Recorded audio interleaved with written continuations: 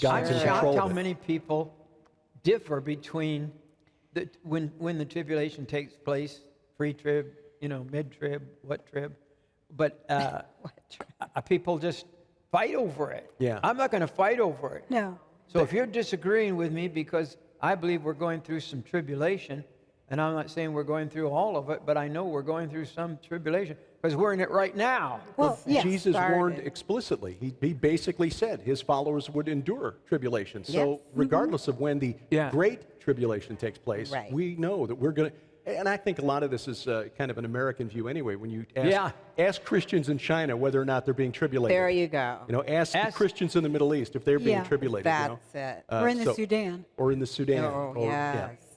So, yes, we believe that when you look at Revelation chapters 4 through 6, and John arrives in heaven, and they're calling out for someone who can open the seals on the scroll. Yes. And no one is found worthy on heaven, or in heaven, on the earth, or under the earth, which is interesting. Yeah. Worthy to, and then suddenly the Lamb who was slain appears between the guardians, the four living creatures, the cherubim, and the throne. So, okay, that's Jesus. He's in heaven.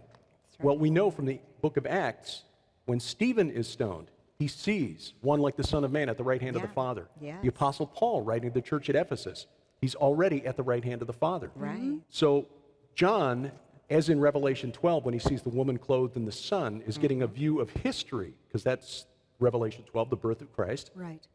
He's seeing when the Lamb appears in heaven, which was when he's caught up in heaven after the resurrection.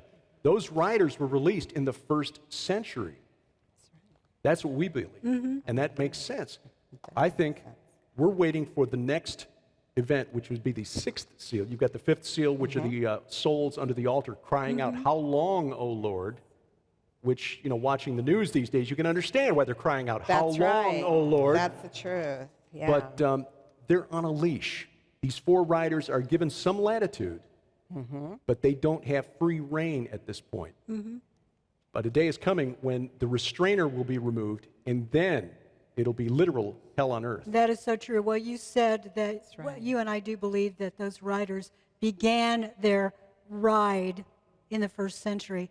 And the first century certainly had its share of persecution They did. and plagues and warfare, They did. all the things that we see in the riders. Well, Jesus called these birth pangs.